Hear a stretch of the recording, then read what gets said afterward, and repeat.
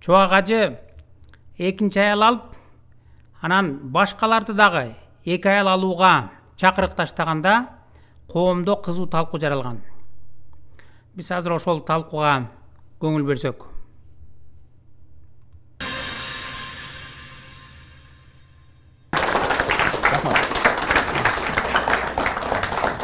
Экс-муфти Чубак Жалиловдун кош некеге тургандыгы тууралуу кабар коомчулукта катуу талкуу жаратты. Дин алымынын мындай билдирүүсүн бири мыйзамга баш ийбестиги катары сыпаттаса, башкалар аны колдоп, келечек муунга үлгү болгондугун айтышууда. Талкууга түшкөн көп аялдуулук маселеси аялдардын укугун коргойбу же кордойбу? Бакубат жашоого кепилдик береби? Кыргызстанда 2 же андан көп аял алгандар кылмыш кодексинин 153 беренесине ылайык 2 жылга чейин эркинен ажыратылат. Бирок өлкөдө кош неке жок. Кош неке менен жашагандар жок деп ишендирүү куруу бара. Алгач коомду 2 жаатка бөлгөн ача пикир жараткан видеону көрүп, андан ары талкуубузду баштайлы. Мен үйлөндүм дагы, бирок ажырашкан жокмун байбичем менен. Бир аз капы болуп атат, бирок капы болгону менен мен ойлойм бардык ордуна келген, капы болгонго акысы бар, укугу бар, кызганга укугу бар. Мен үйлөндүм, ошол Түркияда бала багып иштеп жүргөн, турмуштан ошол күйөөсү өтүп кетип, жесир калган 30-дагы келинге үйлөндүм, 30-дан өткөн. Чубак ажынын бул биз көргөн видеосу боюнча кылым шамы адам укуктарын коргоо борбору Бишкек шаардык прокуратурасына чара көрүүгө кайрылган. Азиза Абдурасулова болсо ошол кылым шамы борборунун жетекчиси. Азиза айым, кандай талаптарды койдуңуз? Кайрылууда биздин уюмдун атынан 4 жагдайды белгилеп, ошого Бишкек шаардык прокуратурасы көңүлүн бөлсүн дедик. Биринчи, Чубак ажы Жалилов өзү айтып аткан жагдайларды, фактыларды иликтеп көргүлө дедик.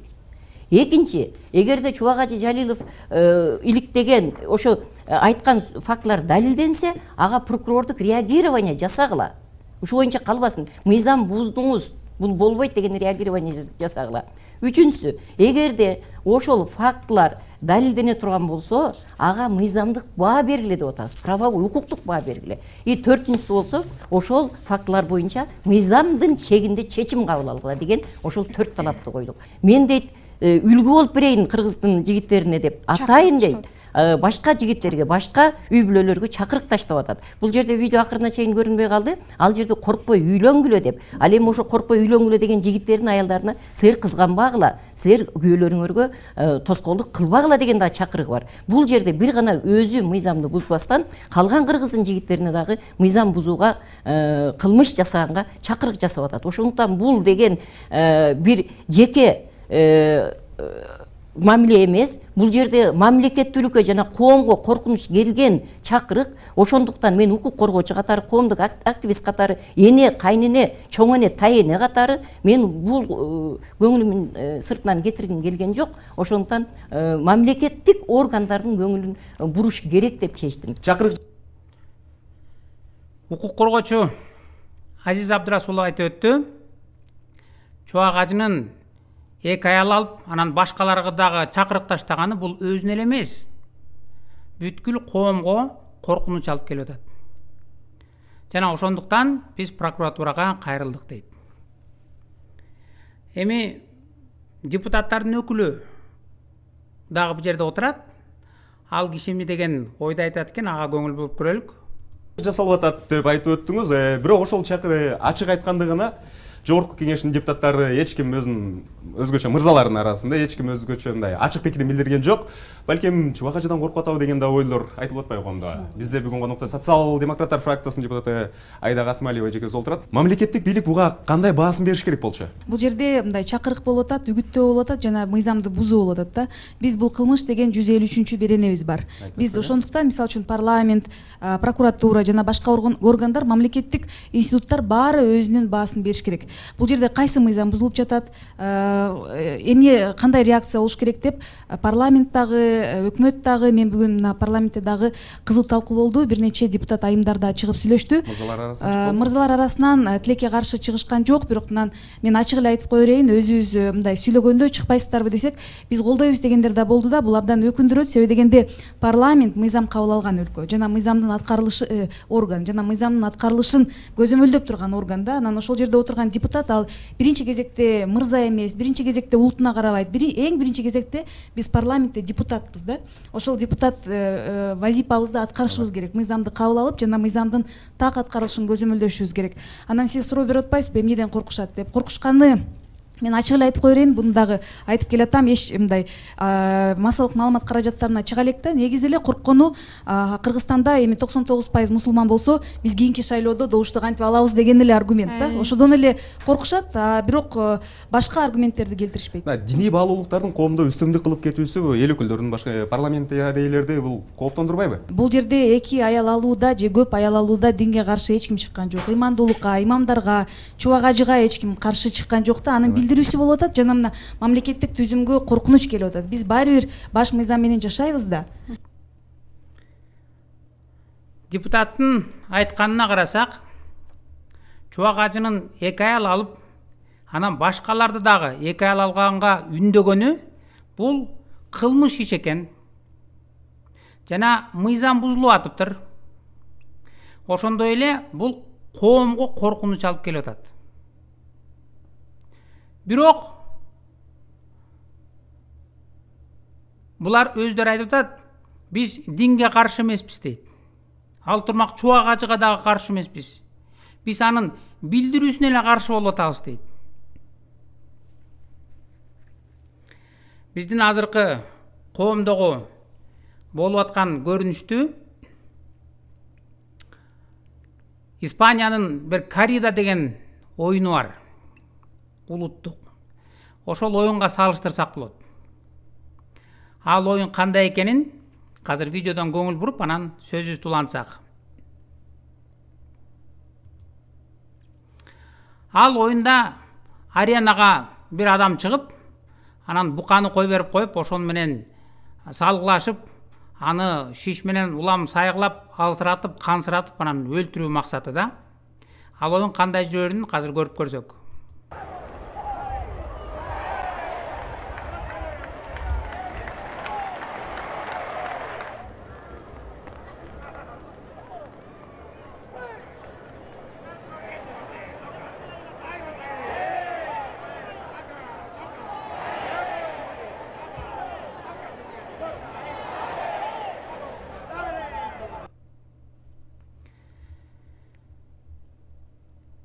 Биздин коомдогу болуп аткан окуя ушул оюнга окшош.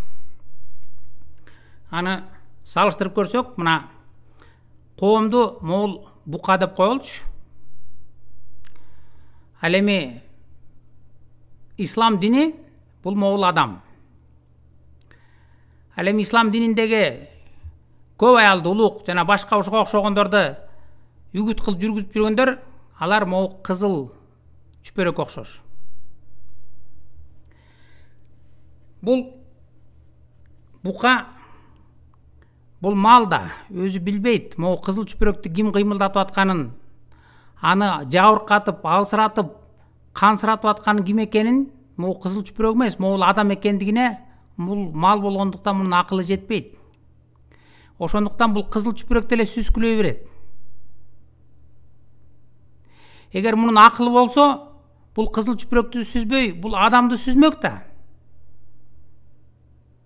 Бирок буга акылы жетпейт, анткени бул мал. Ошол сыяктуу биздин коомдагы ушундай акыбал түзүлүп атат да. Баарысы эки аялдуулукка каршы экен, бирок ислам динине каршы эмес эч ким. Баарысына жанагы отургандардан сурасаңар, силер кайсы динге ишенесиңер десеңер, баары тең айтат, биз мусулманбыз дешет. Бирок чубак ажы чакырык таштап, үндөп, эки аял алгыла деп атканды аны өзү ойлоп тапкан жок да. Аны ислам дини Куран үйрөтөт. Эки аял алгыла деп. Эки эле эмес, 4 ал дейт. 4 эле эмес, кааласаң кетирбей дейт. Бирок адамдар ошол ислам дини жаман экен, көйгөйдүн баары ушул жакта экен дебейт. Бер жактагы эле эки аялдуулукту пропаганда кылган аалымдарды, ажыларды күнөөлөшөт. Сирияга жихадка кетип атышса, канчалаган адам.